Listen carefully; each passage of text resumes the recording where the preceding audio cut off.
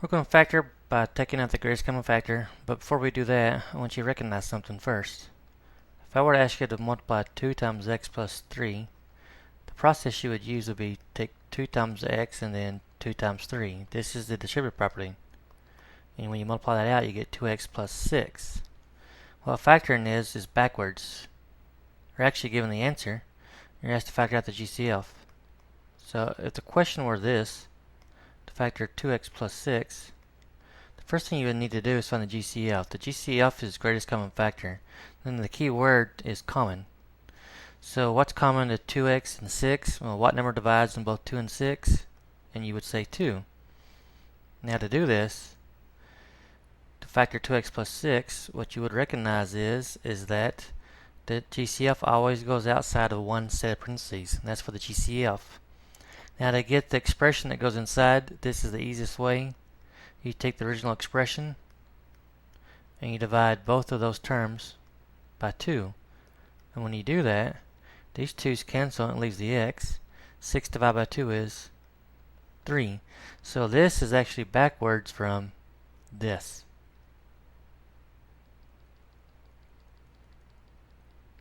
So it's backwards. So what we're going to do a couple more examples, maybe just one more, just to make the video as short as possible.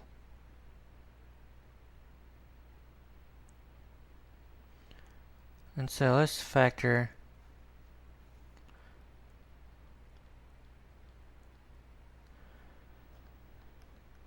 let's just make one up.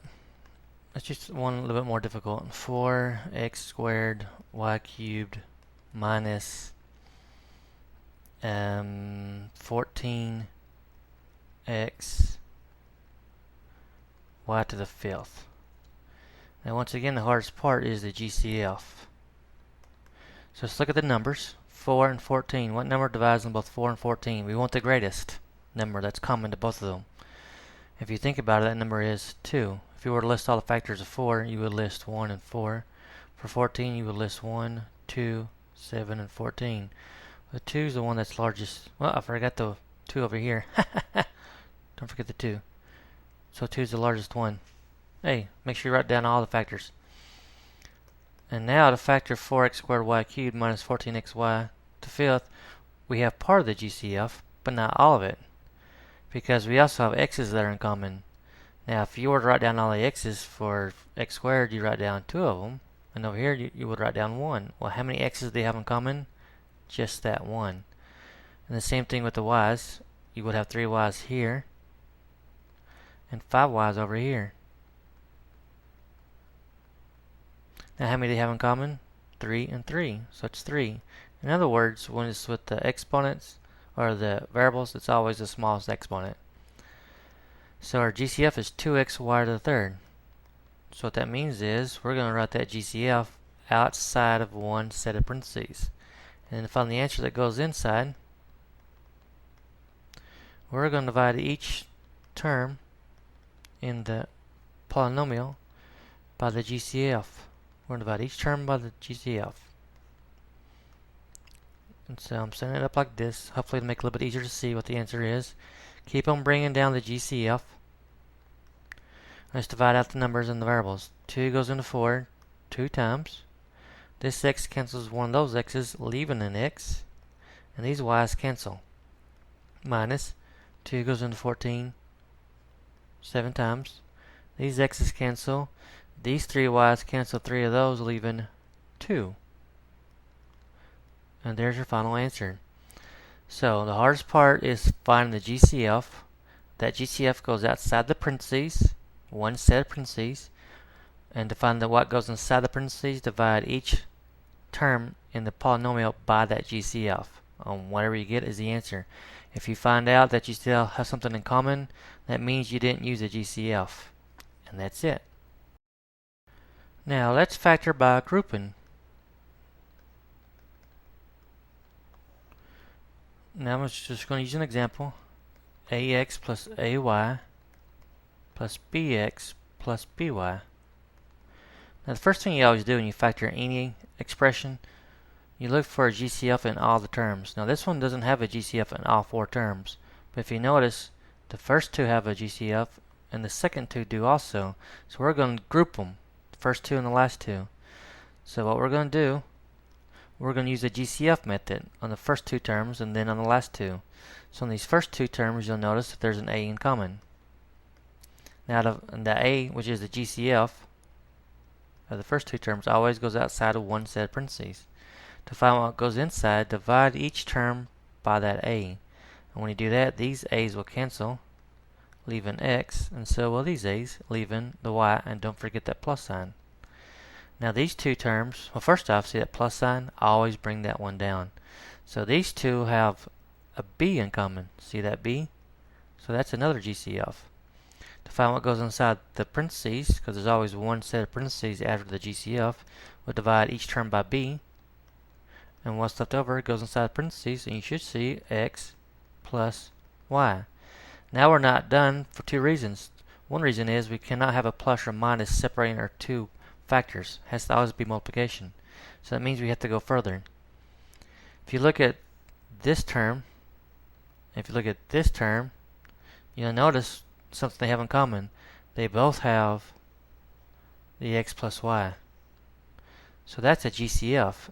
The GCF doesn't have to be just a single term. It could be more than one term. In this case, a binomial. So we're going to write that GCF in front of one set of parentheses and make sure you put that binomial, that GCF, in the parentheses also, in its own set of parentheses. So when you divide by X plus Y, let me erase this right quickly.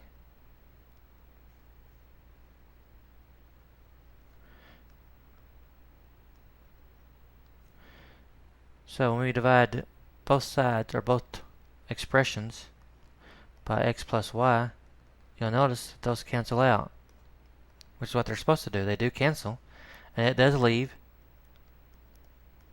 A plus B. So now let's do a little bit more difficult one.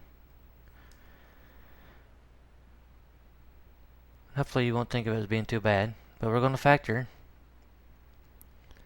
Let's just let's do a really difficult one. Well, not really one that's difficult, one that you might miss. So let's do 2x cubed plus 6x squared minus 7x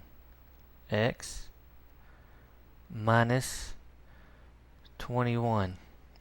When you look at this, make sure it's going to work out. Okay, we're ready to go. The first thing I notice is there's not a GCF in all four terms. But the first two have something in common as well as the last two do. So if you look at the first two, you'll notice that they both have, if you look at the numbers, the 2 and the 6, 2 divides them both of those. If you look at the x's, x cubed and x squared, you'll notice that both of those have how many x's in common? Well, that's got 3, that's got 2, so they have 2 in common. So always the smallest exponent. And that GCF always goes in front of one set of parentheses. So now let's divide each of these terms by the GCF, which is 2x squared, to find out what goes inside this parentheses. So these 2's cancel, these two x's cancel 2 of those, leaving an x. The sign you see is a plus. These x squares cancel, and 2 goes into 6 3 times. So we're left with plus 3. Now you see this minus sign? That sign, no matter what it is, always comes down. Now you look at the 7x and the minus 21, what divides them both 7 and 21? And you should say 7 does. This 7x has an x, 21 doesn't, so I can't use an x. So that's my GCF, negative 7, not just a 7, but the negative 7 is my GCF. Let's close parentheses, and we'll divide each of those by negative 7. And negative divided by negative is a positive. These 7's cancel, and it leaves the x. And negative divided by negative is a positive. 21 divided by 7 is 3. Now if you don't have the same thing in both set parentheses, one of two things happen. Either you miss the GCF, or really three things. Either you miss the GCF, or it doesn't factor, but more than likely you didn't divide by this negative. I always use that sign. The original sign was a minus sign. So make sure that you always use that. And so make sure you always divide by that. So that's why a negative divided by negative becomes this positive x. That's usually where it's missed. Now if you notice, both of these have an x plus 3 in common. That is a GCF. That goes inside of a parentheses, set of parentheses. Then you start your other parentheses. Divide by x plus 3, because we're always dividing by the GCF. those cancel, and it leaves 2x squared minus 7. And that's how you factor by grouping.